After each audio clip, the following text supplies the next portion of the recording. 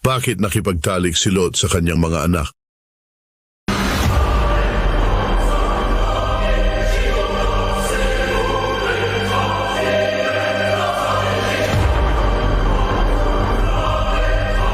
Sa bidyong ito ay bibigyan natin ng linaw ang katanungan kung bakit nakipagtalik si Lot sa kanyang mga anak. Kalooban ba ng Diyos na sumiping ang mga anak nitong babae sa kanilang ama? Ano nga ba ang tunay na dahilan at nakipagtalik ang mga ito kay Lot? At dahil medyo mind-blowing ang paksa natin ngayon ay hinihikayat kitang tapusin ang video upang sa ganun ay mas maunawaan mo itong mabuti.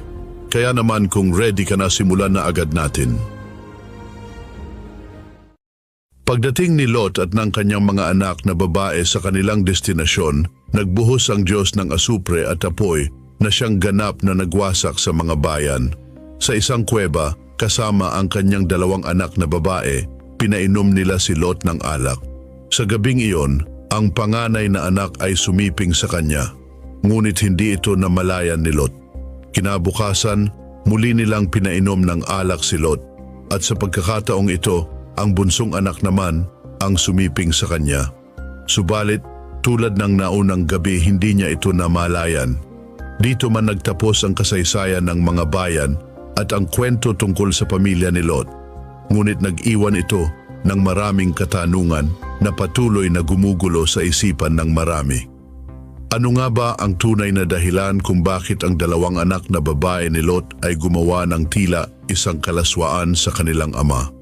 At higit sa lahat, bakit hinayaan itong mangyari ng Diyos? Dahil kung susuriin mabuti, walang duda na mga matuwid na tao ang pamilya ni Lot at hindi masasamang tao. Gayon din ay hindi nabanggit sa banal na kasulatan na may kasamang malisya o pagnanasa ang ginawa ng mga anak ni Lot. Sa aklat ng Genesis, Kabanata 11 mula sa 31 beryo, ang ating ama ay matanda at walang lalaki sa lupa na sumiping sa atin ayon sa ugali ng sangkalupaan. Halika, painumin natin ng alak ang ating ama at tayo'y sumiping sa kaniya upang mapalagi natin ang binhi ng ating ama. Walang duda na ninais ng kanyang mga anak na babae na mapalago ang kanyang binhi dahil sa ang mga ito ay inakala na walang nang iba pang lalaki sa mundo na magbibigay sa kanila ng mga anak. Kaya naman dahil sa nangyari ay may mga nagtatanong kung sakim ba ang kanyang 2 anak na babae na handang gumawa ng kalaswaan para lang sa kanilang sariling kapakanan.